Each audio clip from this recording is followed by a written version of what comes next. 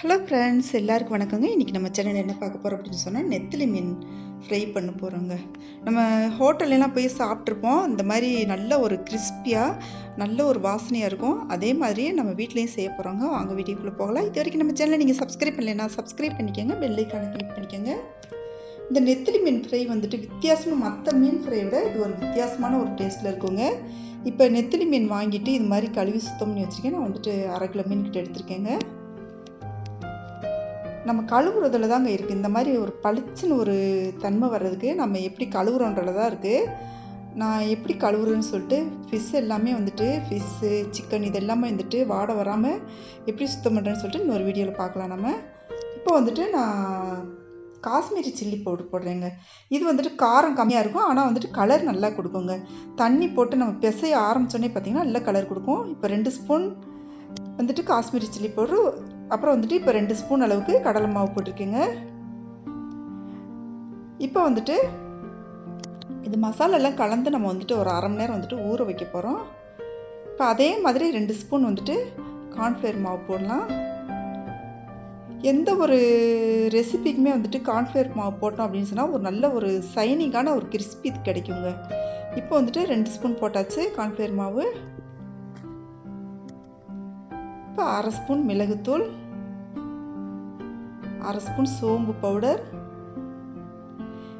இது எல்லாமே நம்ம வந்துட்டு வீட்டிலே வந்துட்டு பவுடர் பண்ணி வச்சுக்கலாங்க. பெரும்பாலும் வந்துட்டு ரெடிமேட் வாங்காமல் நம்ம வீட்டிலே பவுடர் பண்ணி வச்சுக்கலாம். இப்போ வந்துட்டு சீரக பவுட்ரு 1/2 ஸ்பூன் சேர்த்துருக்கேன்.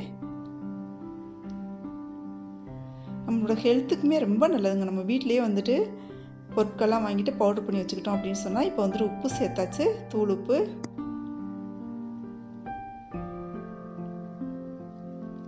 இந்த டைமில் வந்துட்டு 1 ஸ்பூன் இஞ்சி பூண்டு விழுது சேர்த்துக்கலாம். இப்போ இது எல்லாமே நம்ம கலந்து விட்டுக்கலாங்க. மசாலா எல்லாமே சேர்ந்து வர மாதிரி. இதுக்கு நான் மீன் பொடியோ வேறு எந்த ஒரு பொடியுமே போடலை. நான் வீட்டிலே அரைச்ச எல்லா பொடியுமே வந்துட்டு வீட்டிலே அரைச்சதுங்க, அதான் போட்டிருக்கேன். இப்போ 1 ஸ்பூன் தயிர் சேர்த்துருக்கேங்க. 2 ஸ்பூன் சேர்த்தாச்சு. இப்போ லெமன் போடாததுக்காக நான் லெமன் போடலாம், அப்படி இல்லை அப்படின்னு சொன்னால் இந்த தயிர் சேர்த்துக்கலாங்க. ஏதாச்சும் ஒன்று தான் சேர்க்கணும், ஏன்னா புளிப்பு டேஸ்ட் வந்துடும். இந்த தயிர் சேர்த்துட்டோம் அப்படின்னு சொன்னாலே ஒரு நல்ல ஒரு கிறிஸ்பி அப்புறம் சாப்பிட்டு கிடைக்குங்க, எந்த ஒரு ரெசிபிக்குமே தயிர் சேர்த்தாக்க. இப்போ நம்ம பெசரி வச்சாச்சுங்க.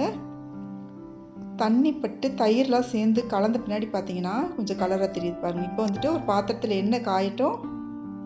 நம்ம இந்த மீன் எல்லாமே பொரித்து எடுத்துக்க போகிறோம். இது நம்ம சும்மாவே சாப்பிட்லாங்க. குழந்தைங்கள்லாம் வந்துட்டு இது முள்ளோடு இருக்கிறதுனால நிறைய கால்சியம் சத்து நிறைய கிடைக்கும். நம்ம இப்போ முள்ளோடு தான் சேர்த்து சாப்பிடுவோம். நெத்திலி மீன் வந்துட்டு பொரிச்சதெல்லாம் குழந்தைங்களுக்குலாம் ரொம்பவே உடம்புக்கு நல்லதுங்க. எலும்பு வளர்ச்சிக்கெலாம் வந்துட்டு ரொம்பவே நல்லது.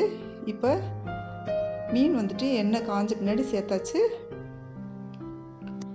இது வந்துட்டு நல்லா சாப்பிட்றதுக்கு பார்த்திங்கன்னா அவ்வளோ ஒரு கிறிஸ்பியாக டேஸ்டியாக இருக்கும்.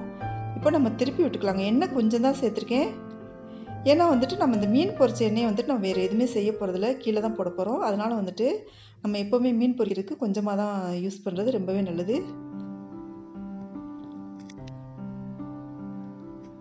மீன் பொரிக்கிறது, சிக்கன் பொரிக்கிறது, இந்த எண்ணெயில் வந்துட்டு திரும்ப திரும்ப நம்ம யூஸ் பண்ணாமல் இருக்கிறது நம்மளுக்கு ஹெல்த்துக்கு ரொம்பவே நல்லதுங்க. பாருங்கள், நல்ல ஒரு கிறிஸ்பியாக அவ்வளோ ஒரு சூப்பராக வந்துட்டு பொரிஞ்சு வந்துடுச்சு.